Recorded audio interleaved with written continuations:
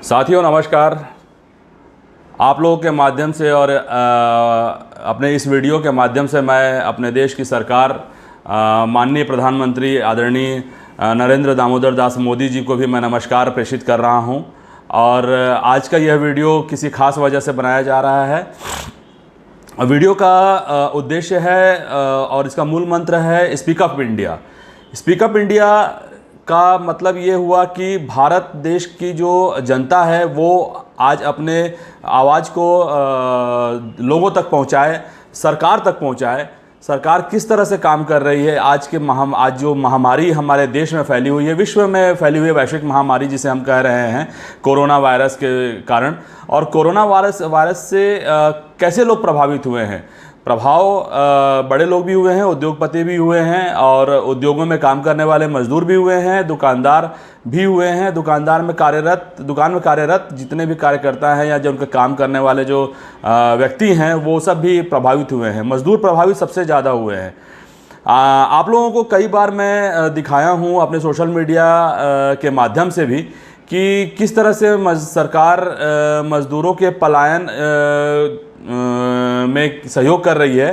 पलायन तो नहीं कहेंगे इसे, घर वापसी कहेंगे। जो प्रवासी मजदूर हैं जो अपने अपने घरों को छोड़ करके कहीं बाहर मजदूरी करने गए थे, जिस जगह काम कर रहे थे उस जगह उन लोग को किस तरह से परेशानी का सामना करना पड़ा, भूखमरी का सामना करना पड़ा। और ऐसे सिचुएशन में मोदी सरकार ने किस तरह से काम किया है। दोस्तों, जो हम लोगों को आने वाले समय में प्रॉब्लम्स जो दिख रही है वो प्रॉब्लम मेन ये दिख रहा है कि जो प्रवासी मजदूर अपने घर वापस जा रहे हैं उन लोगों का सिचुएशन ज़्यादा ख़राब हो रहा है। सिचुएशन ख़राब इसलिए हो रहा है कि उनके पास कमाने के लिए कोई जरिया नहीं है। वो जिस जगह से आ रहे हैं, जो अपने राज्य से बाहर दूसरे राज्यों में जाके काम किए, उन राज्यों में जब तक उनकी क्षमता थी तब तक वो लोग भोजन पानी किए, और उसके बाद से कोई व्यवस्था सरकार की तरफ से नहीं की गई। कई बार हम लोगों को देखने को भी मिला कि सरकार की गलत नीतियों के कारण कई जगह भीड़ भी इकट्ठा हुई, और वो महामारी फैलाने में किसी न किसी प्रकार से जिम्मेदारी उस सरकार की बनी। सरकार काम जो कर रही है वो एक तरह से बस दिखावे वाली काम हो रहे हैं यहाँ पर, कि दिखावा हो रहा है, काम चल रहा है, और आप लोग को ये बताया जा रहा है कि सरकार बड़े संवेदनशील है, काम कर रही है, लेकिन ऐसा यथार्थ में हो नहीं रहा है। ज़मीन पर आप हकीकत देखें तो ये चीज़ आप लोगों को कहीं ना कहीं गायब दिखेगा। मोदी जी से अभी स्पीक अप इंडिया के माध्यम से कुछ दरख्वास्त हैं, जैसे लघु उद्योग हुए या मजदूर हुए, इन लोगों के जो स्थिति है ये ख़राब होती जा रही है। इस पर आप लोग ध्यान नहीं दे रहे हैं। जहाँ तक आप लोगों के पास फ़ंड की बात है तो फ़ंड की कोई कमी है नहीं। पूर्व में प्रधानमंत्री रिलीफ फंड जो है उसमें ऑलरेडी हज़ारों करोड़ रुपए सुरक्षित रखा हुआ था, जिसका उपयोग आप लोगों ने इस वैश्विक महामारी में नहीं किया। फिर आप लोगों ने एक ऐसा फंड तैयार किया जिसका नाम दिया पीएम केयर फंड, जिसको कि आप लोगों ने महामारी के में उपयोग करने हेतु फंड खोला, और इस फंड में भी लोगों ने दिल खोल करके पैसे दिए आपकी सहायता के लिए।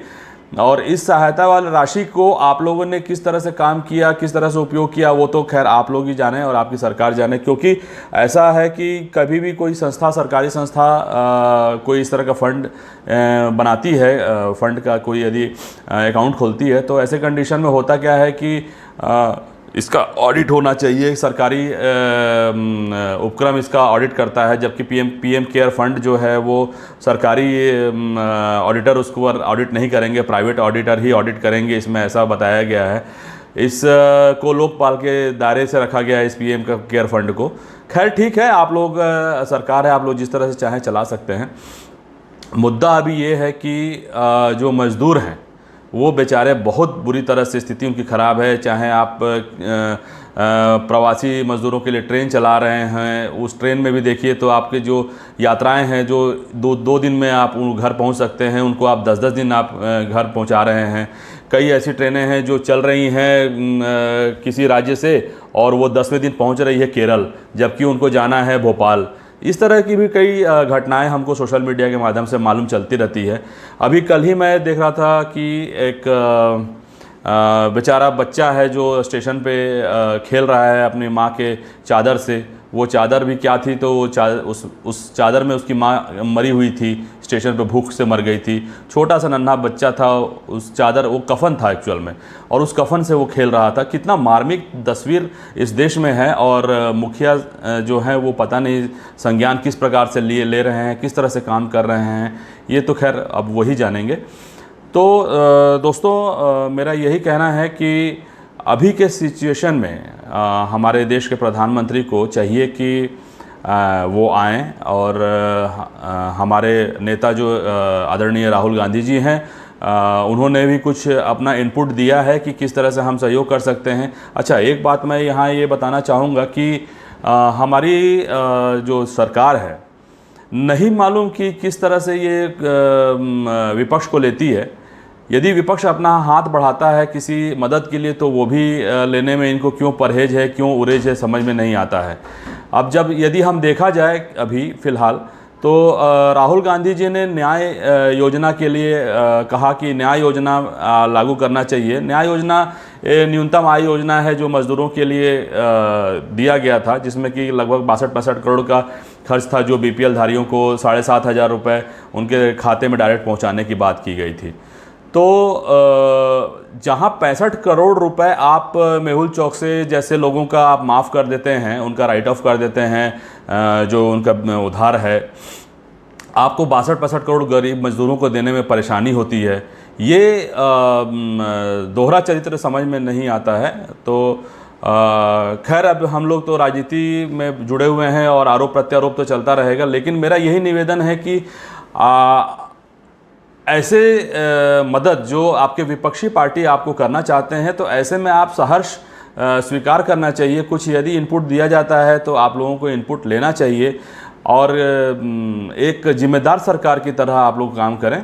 और मेरा यही देश की सरकार से डिमांड है कि जैसा कि हम लोगों ने, युवा कांग्रेसियों ने एक दिन का न्याय दिया था, 200-200 रुपये परिवार के जितना क्षमता के हिसाब से, 200-200 रुपये जितने परिवार से बन पड़ा उतने परिवारों को 200-200 रुपये देकर एक दिन का न्याय हम लोगों ने 21 तारीख को आदरणीय राजीव गांधी जी की पुण्यतिथि के स्मृति में हम लोगों ने किया था। और आने वाले समय में भी हम चाहते हैं कि ये सरकार लगभग 6 महीने का तो कम से कम न्याय दे इन मज़दूरों को, जो बेचारे भोजन पानी व्यवस्था से पीड़ित हैं। उनको 7,500 रुपये आप उनके खाते में डालें, 6 महीने तक डालते रहें, ताकि उनका 6 महीने तक वो भरण पोषण अपना कर सकें। क्योंकि दोस्तों, मालूम है कि महामारी इतनी जल्दी जाने वाली है नहीं, और इसी के साथ अभी कम से कम 2 साल तो हमें जीना है। और ऐसे में भूखमरी मज़दूरों के लिए बहुत बड़ा कारण है कि उनको कुछ पैसे का हेल्प हो जाए। तो आदरणीय मोदी जी से निवेदन है कि 7,500 रुपये 6 महीने तक यदि वो दे देते हैं तो उनको काफ़ी कुछ सपोर्ट हो जाएगा। और ये तो खैर 6 महीना तक वाली बात है जो चलता रहेगा। अभी तत्काल में हर गरीब मजदूरों को 10,000 रुपये उनके खाते में डायरेक्ट दिया जाए, ताकि वो तत्काल अपने परिवार का भरण पोषण पर ध्यान दे सकें। जहां वो पलायन किए हुए हैं, अपने घर वापसी किए हुए हैं, वहां पर वो कुछ रोज़गार कर सकें। मनरेगा भी एक बहुत बड़ा स्ट्रॉन्ग बैकबोन है भारतीय मज़दूरों के लिए, जो अभी जीविका नहीं चला पा रहे हैं उनके लिए। तो ये भी एक आवश्यक चीज़ था मनरेगा, जिसको कि पार्लियामेंट में मोदी जी ने भरपूर कोसा, बोला कि ये स्मारक है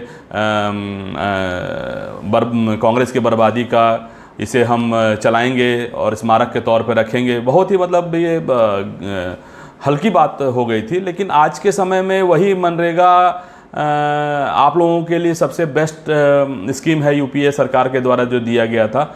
और ये मनरेगा को आपने डबल करने की बात कह करके इसको और प्रूफ कर दिया कि नहीं, ये मनरेगा वाकई में एक सॉलिड चीज़ है, जिससे कि मज़दूरों को काफ़ी कुछ राहत मिल रहा है। जहां छत्तीसगढ़ सरकार की बात करें तो 25 लाख लोग रोज़ मनरेगा से अपना जीविकोपार्जन कर रहे हैं। 25 लाख मतलब कि मान के चलिए कि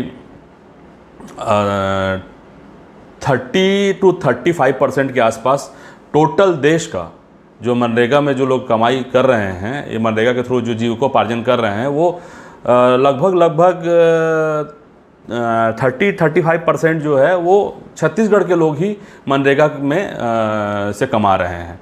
और उनकी स्थिति काफ़ी सुधरी हुई है। जो मज़दूर हैं, इक्का दुक्का कहीं घटनाएं घट जाती हैं या मज़दूर परेशान हो जाते हैं, तो वो भी जो सरकार के संज्ञान में आता है तो उसको भी लोकल लेवल में सरकार उस पर ध्यान दे देती है। लेकिन यदि बहुत बड़े पैमाने पर इस तरह से सरकार कर रही है तो ये थोड़ा सा तकलीफ़ का विषय है। तो ज़्यादा लंबा मैं इस लाइव को ना करते हुए मैं यही चाहूँगा कि सरकार जो है वो 7,500 रुपये 6 महीने तक नया योजना के बतौर नया योजना इसको आगे बढ़ाए और 10,000 रुपये तत्काल मांग करते हैं हम सभी युवा कांग्रेसी कि 10,000 रुपये तत्काल मज़दूरों के खाते में डायरेक्ट जमा किए जाएं, ताकि वो अपना परिवार का परिवार के जो भरण पोषण है वो कर सकें, उनका दिनचर्या सुधर सके। और कुछ विशेष और होगा तो उसको हम लोग आगे और बढ़ाएंगे। युवा कांग्रेस की पूरी टीम जो है वो आप लोग सोशल मीडिया के माध्यम से देख रहे होंगे कि किस तरह से रोज़ काम कर रही है, दिन रात खाना खिला रही है, हर जगह व्यवस्थाएं अपनी ओर से अपने दम पे कर रही हैं, किसी का सहयोग लिए बगैर कर रही है। और सरकार तो सक्षम है, सरकार को तो और बढ़ चढ़ के करना चाहिए। काम पर रोक न लगाते हुए आपको और बल्कि इस तरह के कामों को जो विपक्षी पार्टी कर रही हैं उनको प्रमोट करना चाहिए। बस वाली जो दुर्दशा हुई अभी उत्तर प्रदेश में, वो भी बहुत हल्का काम किया आदरणीय योगी आदित्यनाथ जी ने। उसमें भी वो चाहते तो जितनी बसें थी उस बस का प्रयोग करके और उसको काम कर लेना चाहिए था। प्रवासी मजदूर बेचारे सड़क से पैदल जा रहे हैं, बसें खाली वापस जा रही हैं, उसमें बैठ नहीं सकते हैं, सरकार का परमिशन नहीं मिला हुआ है। ये तो विडंबना है, बहुत बुरी तरह से। मतलब सरकार इस मामले में फेल है। आप लोग फिटनेस का पेपर मांगते हैं, फिटनेस के पेपर का, जबकि नितिन गडकरी जी जो परिवहन मंत्री हैं वो उन्होंने मना कर दिया है कि 2 महीने तक 3 महीने तक 30 जून तक नहीं फिटनेस का पेपर की आवश्यकता है, नहीं आवश्यकता है चालक के ड्राइविंग लाइसेंस की। फिर आपकी सरकार, आपके केंद्र की सरकार का ही बात नहीं मान रही है। मतलब ये विचित्र बात है। कई मेरे मित्र जो अभी इस लाइव को देख रहे होंगे वो मुझसे मेरा समर्थन करेंगे, लेकिन भारतीय जनता पार्टी के यदि समर्थक देख रहे हैं इस वीडियो को तो वो ज़रूर मेरा आलोचना करेंगे। मुझे हो सकता है कि अपशब्द भी कहें, बट ये कोई बात नहीं है कि आप अपशब्द कह दें। हमें अपना कार्य करना है। ये आपका काम नहीं है कि हम अपशब्द कह दें और अपशब्द कहने से हम बहुत बड़े समाज सेवी हो गए या बहुत अच्छे संस्कृति वाले हम हो गए हैं। अभी की सिचुएशन ऐसा है मित्रों कि सरकार को चाहिए कि पैसे जो हैं वो उनको हस्तांतरित करें और उनको रोज़गार मुहैया कराएं। लोकल लेवल में सरकार क्या काम कर रही है उस पर ध्यान दें। पूरे भारतवर्ष में आप देखेंगे तो आपको छत्तीसगढ़ का नाम एक अलग ही सुनहरे अक्षरों में दिखाई देगा। छत्तीसगढ़ में कांग्रेस की सरकार है और इतना बेहतरीन काम कर रही है। आपके ही कई मंत्री ने भी इनका तारीफ़ किया है। अभी ये जो सिचुएशन है, इस सिचुएशन में आप देखिए लास्ट में क्या है, सब हर राज्य में आप देखेंगे तो कोई ना कोई मर रहा है। छत्तीसगढ़ सरकार में तो ऐसा नहीं हुआ है। ये सरकार का अलर्टनेस है कि वो इतनी अलर्ट है कि हमारी जनता जो है वो अच्छे से रहें और उनको इलाज अच्छा हो। आदरणीय टी.एस. सिंहदेव जी जो स्वास्थ्य मंत्री हैं उन्होंने भी इस तरह से काम किया हुआ है कि आने वाले समय में जो सिचुएशन यदि बिगड़ती भी है तो वो सिचुएशन के लिए पहले से तैयार है। उन्होंने इतना बिस्तरों का इंतजाम कर रखा हुआ है, इतना उन्होंने वेंटिलेटर का इंतजाम कर रखा हुआ है कि ये महामारी बड़े पैमाने पर भी यदि छत्तीसगढ़ में आएगी तो बाल भी बांका नहीं होगा किसी का। तो सिचुएशन को कंट्रोल करना आप हर लेवल से सीख सकते हैं, राज्य से सीख सकते हैं। आदरणीय बाबा साहब जो स्वास्थ्य मंत्री हैं छत्तीसगढ़ के, वो उनका कोई मंत्रालय का बहुत पुराना अनुभव नहीं है, मगर काम करने का जो क्षमता है, एक पढ़े लिखे व्यक्ति का जो तरीका है काम करने का, वो अलग से दिखता है। टीवी पर डिबेट में बैठ करके और गाली देना, ये संबित पात्रा जैसे लोगों को ही शोभा देता है। डॉक्टर संबित पात्रा, केवल संबित पात्रा नहीं है, वो डॉक्टर संबित पात्रा हैं जो बैठ करके सुई धागा लेकर के मास्क बनाते हैं, लेकिन अपने डॉक्टरी का कहीं उपयोग नहीं करेंगे, जा करके किसी का इलाज नहीं करेंगे, किसी जगह नहीं जाएंगे। झारखंड के स्वास्थ्य मंत्री को आप लोग देख लीजिए, डॉक्टर हैं वो, उन्होंने परमिशन लिया कि भाई मैं चिकित्सक हूं और मैं अपनी चिकित्सा सेवा देना चाहता हूं। उन्होंने चिकित्सा सेवा दिया, दे रहे हैं, अभी भी दे रहे हैं हॉस्पिटल में जाकर के, स्वास्थ्य मंत्री हैं वो। आपके मंत्रालय में यदि आपके यहाँ कोई डॉक्टर है तो उनको चिकित्सा देना चाहिए। यदि आपको कोई ज्ञान है तो उस ज्ञान को बढ़ाना चाहिए, लोगों को सेवाएं देना चाहिए, ना कि डिबेट में आकर के क्या बोलूँ मैं कुछ बोलूँगा तो ये हल्की बात हो जाएगी।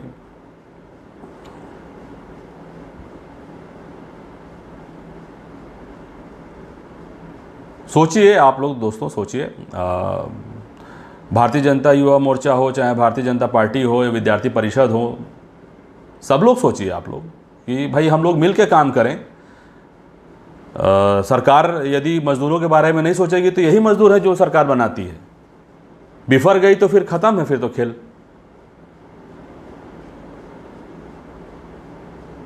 बस दोस्तों मैं यही कहूँगा। आप लोगों का काफ़ी लंबा समय मैंने ले लिया है, वैसे लाइव वीडियो पर मैं आता नहीं हूँ। आप लोगों के काफ़ी कमेंट्स आ रहे हैं, कमेंट्स पर मैं अभी कुछ बात नहीं करूँगा। अभी कुल मिलाकर के ये है कि स्पीक अप इंडिया के माध्यम से सरकार से निवेदन करूंगा, पुनः निवेदन करूंगा कि 7,500 रुपये हर महीने 6 महीने तक मज़दूरों के खाते में डालें और 10,000 तो कम से कम तत्काल डाल दें, जिससे कि सारे मज़दूर जो बेचारे मर रहे हैं भूखों, वो लोग की स्थिति सुधर जाए। कुछ दिन चला लें। हम भी युवा कांग्रेसी जहाँ जहाँ मदद हो सकती है, जिसकी जैसी क्षमता है वो कर रहे हैं। अन्य पार्टियां भी कर रही होंगी, ऐसा मैं विश्वास रखता हूं, मगर आकलन जो होता है वो सरकार का होता है, सरकार पे जो बैठे हुए जिम्मेदार लोग हैं उनका होता है। तो निवेदन यही है आदरणीय प्रधानमंत्री जी से कि कृपया आप न्याय करें, 7,500 रुपये 6 महीने तक मज़दूरों के खाते में डालें जो BPL धारी हैं, और जो हो सके तो 10,000 रुपये तत्काल प्रभाव से सभी के खाते में। चूँकि आपने जनधन योजना का खाता खोल दिया है और सब किसी के खाते में पैसा है नहीं, तो ऐसे जनधन योजना के अंतर्गत खोले गए खाते का क्या फ़ायदा है। आवश्यकता अब आई है, अब आप उसका उपयोग करिए, उनको डायरेक्ट पैसे डालिए। इतने लोगों के साथ मैं जुड़ा आज, बहुत अच्छा लगा, बहुत बहुत धन्यवाद। कुछ बातें यदि मैं ऐसा लगा होगा कि आप सहमत नहीं हैं तो थोड़ा विचार करिएगा। हो सकता है कि दूसरे नज़रिए से देखें तो आपको मेरी बातें अच्छी लगे, और आने वाले समय में मैं कोशिश करूंगा फिर कभी लाइव आऊं और बैठूं आप लोगों के साथ में। तब तक आप लोग अपना ख्याल रखिए, सोशल डिस्टेंसिंग मेंटेन करके रखिए। दुकानें खुल गई हैं, मार्केट खुले हैं कई जगह, सिचुएशन कई जगह कंट्रोल से बाहर हैं। गुजरात हो गया, मध्य प्रदेश हो गया, ऐसे कुछ राज्य हैं जहां सिचुएशन बहुत ही भयावह है। तो आप लोग सभी से मेरा निवेदन है कि आप लोग सोशल डिस्टेंसिंग का मेंटेन करें, ज़रूरत ना हो तो घर से बाहर ना निकलें, और किसी प्रकार का भी सिम्टम्स जो कोरोना से संबंधित है आप लोगों को आते तत्काल डॉक्टर से दिखाएं। बिल्कुल परहेज ना करें। सर्दी, खांसी, बुखार, इस तरह की कोई भी हल्की भी गड़बड़ियाँ लगती हैं शरीर में तो आप तुरंत डॉक्टर से संपर्क करें। पुनः ख्याल रखिएगा, यही बोलकर मैं आप लोगों से विदा लेता हूँ। नमस्कार, धन्यवाद, जय हिंद, जय भारत।